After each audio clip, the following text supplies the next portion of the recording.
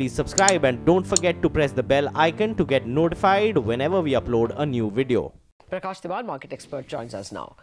Good morning, Prakash. Good to have you with us. Well, first up, what did you make of the HDFC Bank issue?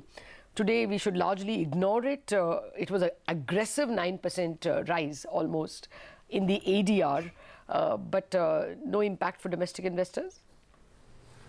Yeah, I guess so, because this is exclusive FI club kind of a thing that's happening, and they would want to, of course, lap up whatever is available, before the window kind of comes to a shut.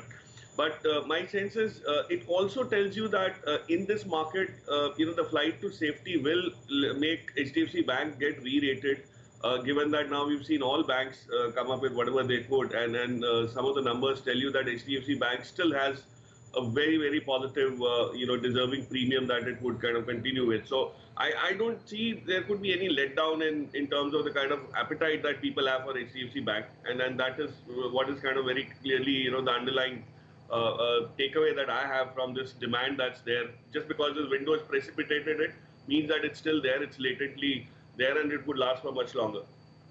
Okay. Prakash, hi, good morning. From the list of companies that reported their numbers post-market hours yesterday, the one that I thought looked impressive was Berger Paints, a revenue growth of 17%. Yeah. Margins looked very good, but this stock is already at new highs. Would you still buy it here? So I'll tell you, Sonia, what Berger Paints did in terms of the numbers, it tells us that this entire segment is going to be extremely promising. It's in spite of whatever slowdown that we kind of perceive or we kind of hear about. And then, the news on the ground is that an Asian Paints is looking at expanding. Berger, with its high quality, high margin business, is also looking at growth, and it has shown that kind of growth. So I think this segment will probably be one of those front runners in terms of a revival that you see in consumption, and which has not been there. FMCG, we've seen some consumption. Paints is a very peculiar cap goods stroke consumption kind of play, and that's where I think I would definitely go ahead and buy some of the paint companies. Asian Paints is one of the best picks right now also. And remember, paints also gives you a lot of downstream benefits and advantages, some names that could crop up. So there's this very small company that does a lot of packaging for Asian Paints, and they've started expanding in conjunction with the Asian Paint expansion called Voltec Pack. I don't know if you've tracked it or discussed this, but these are companies, businesses that you would have to ride if you want the Berger and the Asian Paints growth story to be taken advantage of. Sure. Okay.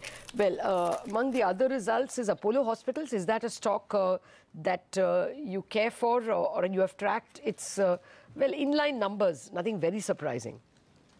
Yeah, I think Apollo has been eclipsed with the kind of limelight for whatever reasons that Fortis has enjoyed all this while. So people have really not read too much into its promise or something. But some of the names there, Healthcare Global and all that, that chain is expanding, that segment is expanding. So you really have, it used to be binary, almost binary earlier, and now you have many more options coming up, Lata. So Apollo probably doesn't get that kind of attractive premiums and all.